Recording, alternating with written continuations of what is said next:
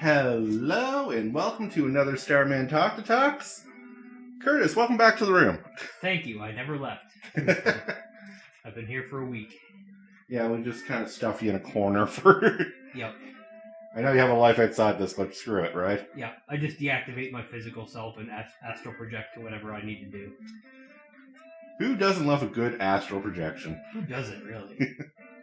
So we're going to continue on our Mythos talk. Yeah.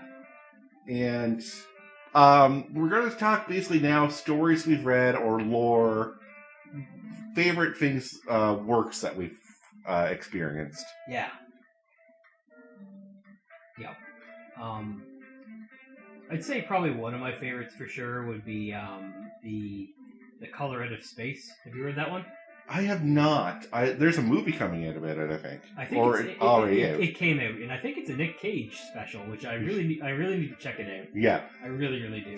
I think that's something we should watch together. I agree. We could maybe even talk about it on here at some point. But yes, definitely we would enjoy it, I think.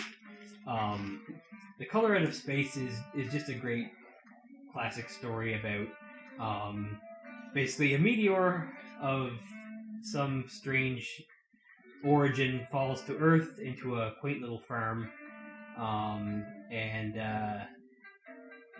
over the course of a year, slowly makes its presence more and more known, and manifests itself in some truly awful ways to this poor farming family.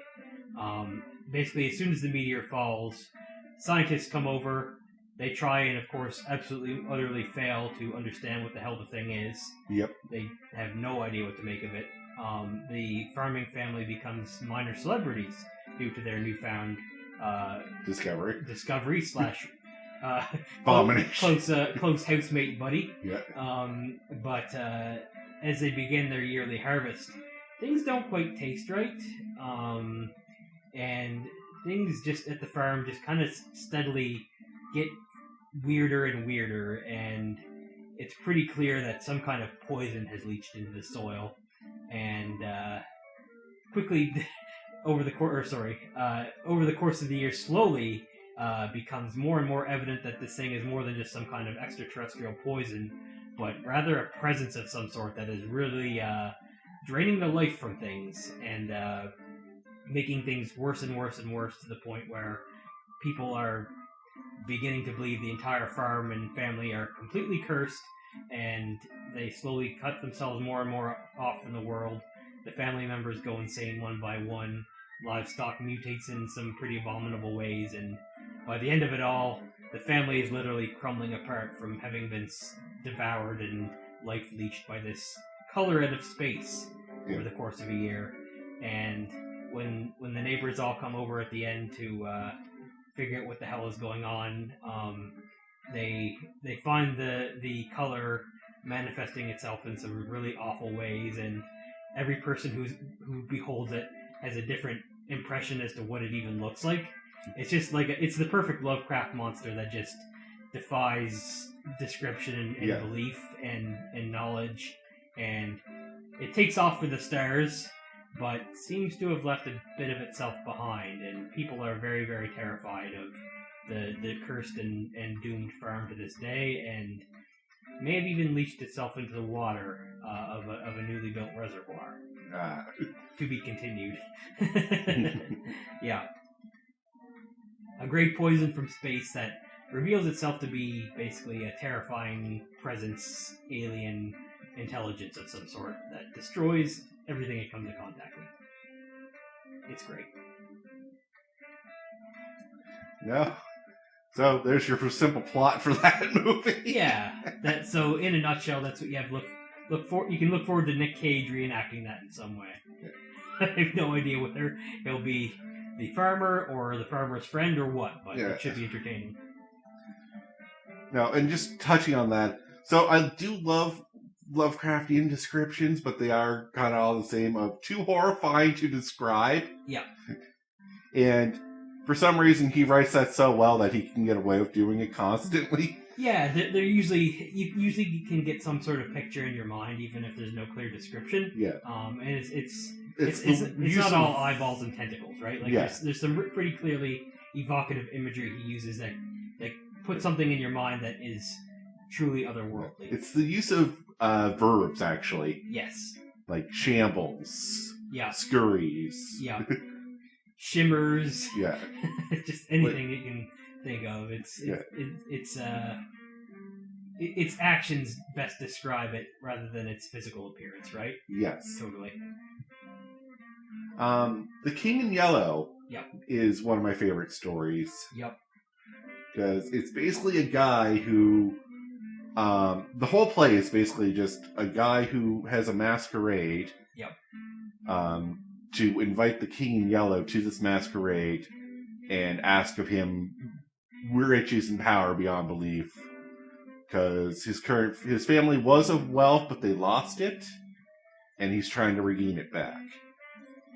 Yep. But only one visitor comes, and basically taunts and mocks this guy for at the play.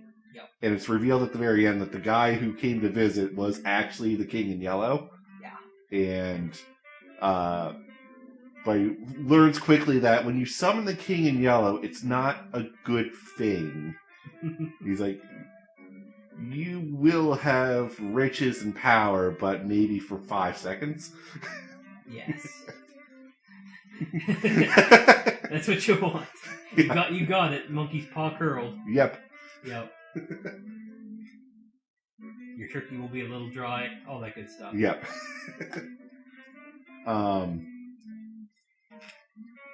The reason I bring this up is because if you want a really good reenactment of that, play Sucker for Love. Okay. Is this a game? Yeah, it's a game on Steam. It's a dating sim. Nice. With Cthulhu-esque beauties, we'll call them. Oh, you mentioned this. Okay, yeah. This sounds pretty hilarious, actually. Yeah. There's always 3 gods that you can date. One's a Cthulhu. Yep. Or one's the King in Yellow. And the other one's in their ladder tap. Nice. And the King in Yellow one does go through the whole play. That's how you get a date with her. That's great.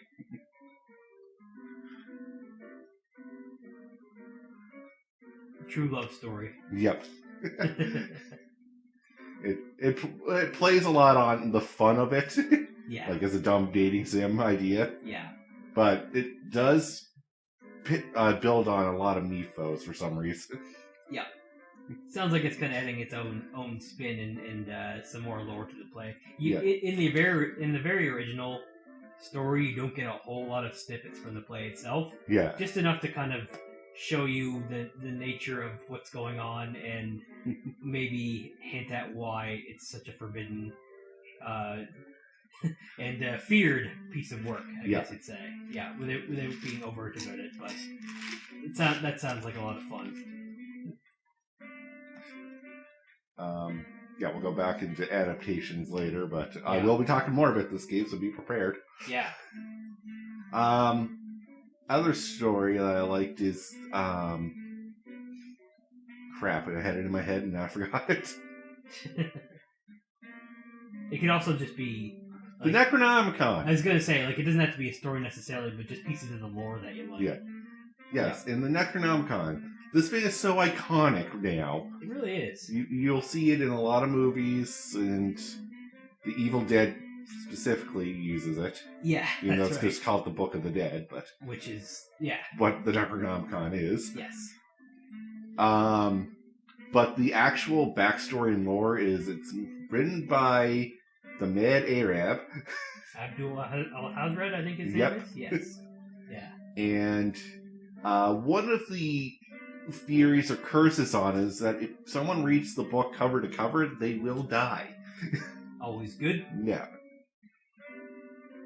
It also has a list of names of all, not the elder gods, but the other ones, the ancient gods. Right. And how to invoke their, basically get their favor. Right. Depending on, each one has a great, circumstances. Yep.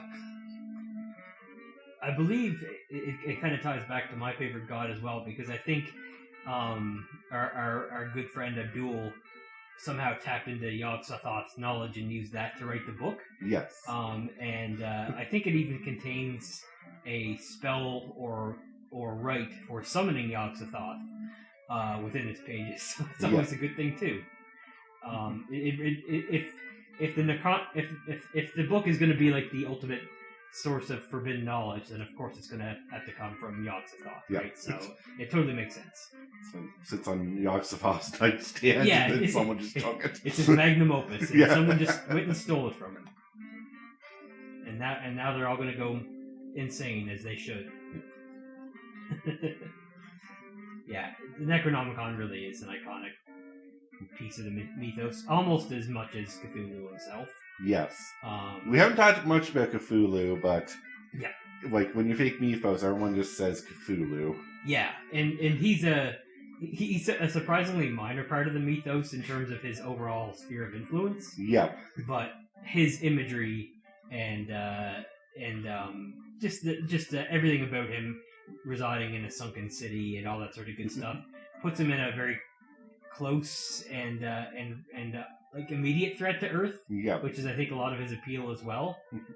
The idea that at any time a bunch of fool cultists could wake up this god awful squid monster and drive us all into madness and destruction just by disturbing his little forbidden city under the ocean is pretty compelling, I think. And like the whole giant squid monster with bat wings depictions that he's usually given are pretty, I feel, iconic of the mythos' imagery as a whole.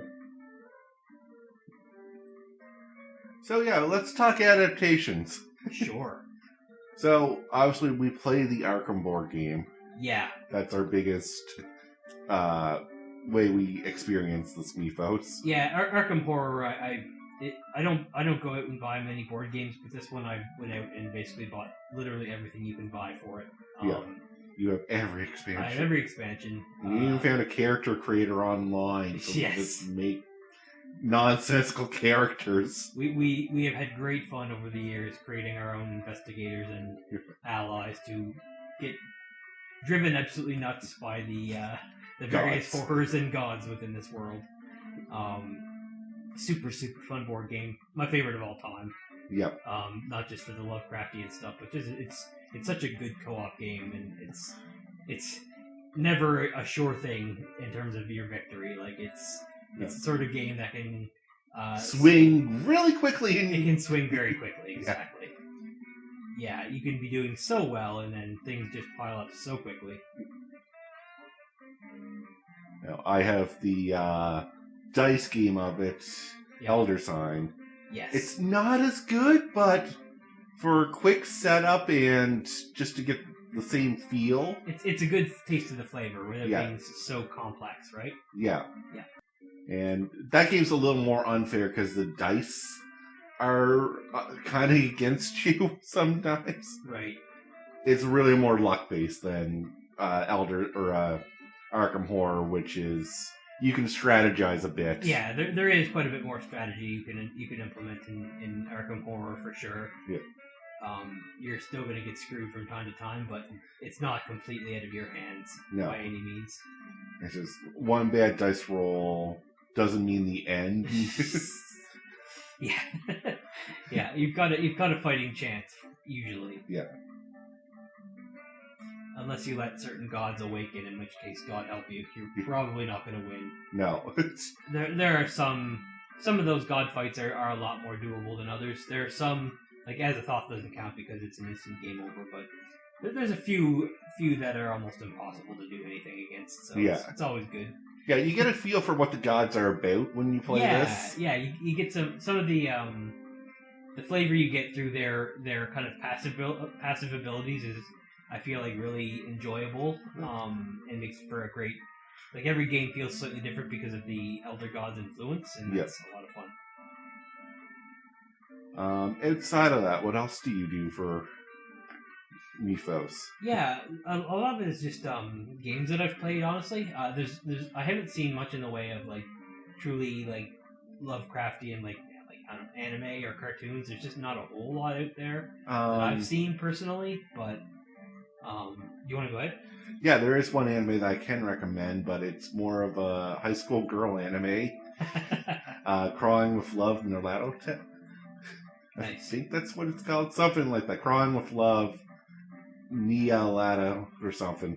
I think I've heard of it. Is it like comedy based or? It's very comedy based. Yeah. Okay. Yeah. I've not seen it, but Yeah. I have at least heard of it. I guess. Yes. Nerlato is an anime schoolgirl. Right. And sent to Earth because manga is the one source of writing material that they don't have in the cosmos. Love it. And she falls in love with a boy from Earth. Yep. Glorious. Yeah. There's probably three different games that I most enjoy their interpretation of the mythos, and that would be Bloodborne's the obvious one. Yep. Because it's very much themed in that It is area. 100% themed after all. Like, it doesn't directly name any of the gods in the mythos or anything like that, but their gods are so very like Lovecraft's gods in their function and their overall approach to the universe and just how powerless we are before most of them. Yeah. And yeah. Like, it's a miracle your character could even stand to one. Yeah. Like, I like, feel... in terms of gameplay, obviously, we have to be able to beat There them. has to be some creatures you can defeat. There are some that I feel like, that are beyond your reach. Yeah. But by the end, you might be one yourself, just to say. Yeah. Depending on what ending you go for, it turns out that maybe you're not so ordinary yourself. Yeah. So, yeah. So I think that's a good hand wave of, because usually the idea of defeating these things through combat is really stupid. Yeah. But I think Bloodborne does strike a good balance between the extremely dangerous, sanity-driven menace that these things present, and also having some sort of way to engage them that isn't just running from them. Yeah. It gives you a super satisfying game on top of it. Yeah. I also really like a certain game from the Chizo Mythos, it's called. I was wondering if you were going to talk about this. Which is, yeah, it's maybe my favorite horror game of all time, honestly. It's called Trilby's Notes. It's the third in a series, but it stands pretty damn well on its own. All you really need to have any context for it is maybe play the first game in the series, 5 Days a Stranger. If you've played that, you've got enough to play this. I just really want everyone to play it. It's basically an investigator, Trilby, world-weary, is trying to find the origin of the artifact idol from the first game, and quickly finds that it has a very dark and checkered past with extremely powerful and dangerous Lovecraftian roots. And you get to see the process of how this artifact was handed down throughout history and the very gruesome ends that each of its previous owners met. And at the very end, you learn some about the horrific god behind the idol. And it's a really nasty god. It is the god of pain. That was a good one to find. Yeah. Why can't I ever find the god of fluffy bunnies or cute cuddles? Yeah. Imagine if the god of pain was a real and hateful monstrosity that literally lived and thrived off of the suffering of living beings, and you've got the recipe for a very horrifying elder god. I really love that game and its story and everything about it. Yeah. And the other game that I would mention as being my favorite adaptation or usage of the mythos would be probably Persona 2 for the PlayStation. Basically, spoilers if you haven't played Persona 2, the final boss is actually Nyarlathotep. Yep, I heard this. Yes, and he is fantastic. He is basically, the whole plot of the game is in your sleepy little town, rumors begin coming to life, and it starts out as pretty innocuous little things, but it escalates over the course of the game until literally Hitler himself in the Third Reich is reincarnated by the power of Nyarlathotep. Yep, that's a thing he can do. Yep. So the final boss is Hitler. And then the second game, by the end of it, you're kind of encountering more from the perspective of another character, and your very final boss is you yourself must fight to defeat the crawling chaos himself, or at least some avatar of him. Yeah. And it is awesome. Super good game. Everybody overlooks those first couple of PlayStation Persona games, but Persona 2 is not to be missed if you like the Cthulhu Mythos at all. Really cool stuff. So, again, I don't have much in the way of Cthulhu-esque or Mythos-esque games. Yeah. The best one I have is, again, Sucker for Love. And I do love that it touches on a few, like, aspects of, like, what the Mythos is about. Yep. So, one of the things is, the first god you date is Cthulhu, and her thing is, I'm going to end all reality. Yeah. And I'm not doing this maliciously. Think of it as you're having a dream. And when I wake up, the dream ends. The same as when you wake up, your dreams end. Right. It just has to happen. Yep. And the Nyarlathotep one is... Good angle. The elder gods aren't malicious in the sense of they're out to get humanity. They're here to scare humanity from finding out too much about the universe. Because once humanity finds out too much, they go further and fall off the map, per se. Sure. Yeah. And even just, like we... They'll awaken something they shouldn't awaken. Right. That even the elder gods don't want to awaken, which is kind of implied Azathoth. Yeah, that checks out. Yeah. Yeah, like Azathoth really is like the ultimate force of destruction. Like it's... Even, like, the other gods are like, no, you don't mess with Azathoth. Nobody wants to wake up Azathoth. Yeah. There's no reason to. No. It's like, we all stop existing. Yeah. Apparently, I guess, like, Yaldabaoth knows when that might happen, if it will ever happen, but he's the only one that could ever say and know when that will happen. Right. And he's not saying anything. No. Why spoil anything? Why spoil it, right? And Nyarlathotep is supposed to be the messenger who's supposed to awaken Azathoth, but doesn't. And that is because he is enjoying himself too much. Doesn't want it to all end. Yeah. Can't blame the fella. No. It's like, you're having fun. I don't want to... That's like, you have to tell the teacher, like, recess is over. Who does that? Nobody. Azathoth, the ultimate middle school teacher. In terms of other things, movies, In the Mouth of Madness is a very good one. That's maybe it's definitely one of the best for sure. Yeah, absolutely one of the best. John Carpenter does a good job of just working with the mythos aspect in his movies. Definitely, like The Thing, In the Mouth of Madness. Yeah. There's a few others that I just don't know the names off the head, but The Fear and the Doubt, he is absolutely fantastic at capturing. Yeah. Yeah. And the whole aspect of these is like, you're fighting against something that you shouldn't win against. Yeah. Like, the deck is stacked horribly against you. Yes. And in fact, spoilers for In the Mouth of Madness, you don't win in the end. The main character does not get the victory. Nope. He laughs and then he cries in a movie theater. Yep. It's like one big giant cosmic joke that you realize you're the punchline too. Yep. That's the best you can hope to be, is the punchline to a cosmic joke. Yep. Yeah, it's definitely a super fun watch.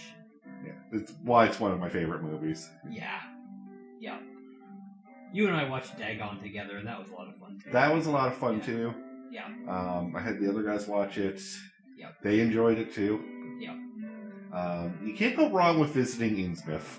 Or a place like Innsmouth. Yeah, Innsmouth is probably the most iconic Lovecraft location. Arkham, like the gothic brooding city and all that, and the university, all that stuff is definitely up there too. But Innsmouth is just so distinctly Lovecraft. Yeah. The half hybrid fish monsters and Go where everybody wants you maimed. yeah, pretty much. And you'll be sorry that you came. Yep. Yeah, it's such an iconic Mythos location that I think it really adds to why Cthulhu is the face of the Mythos in a lot of ways. Yeah. Because of his association with Innsmouth. It's yeah. Oh yes, the Miskatonic. Yeah. That is another game I have. It's a very short visual novel game. Right. It took me about 5 hours to complete. I have not played it.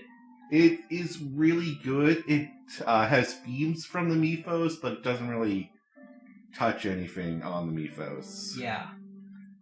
But it's basically this school where all the Eldritch Abominations just kind of go to school. Nice. And you just happen to be a witch transferred from a witch academy into this school. Yeah.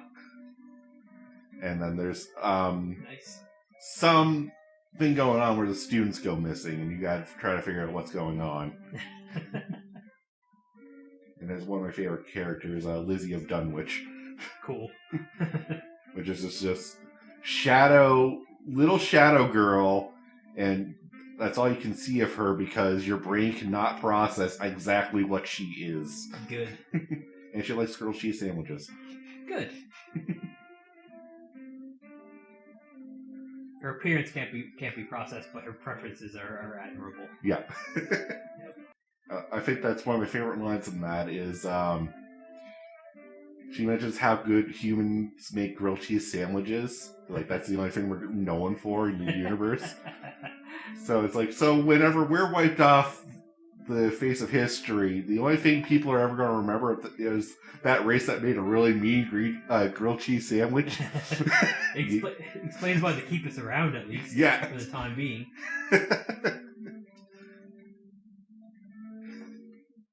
But looking at the time, we're going to have to call it here, sir. Yeah, I think we got into a good breadth of discussion about this Mythos as a whole, for sure, I think. If we ever come up with more, we can do a third, but for now, a two-parter is fine. I think so. So, again, thank you all very much for listening in. Yes, always fun, always fun. And until next time, have a good one. Enjoy yourselves.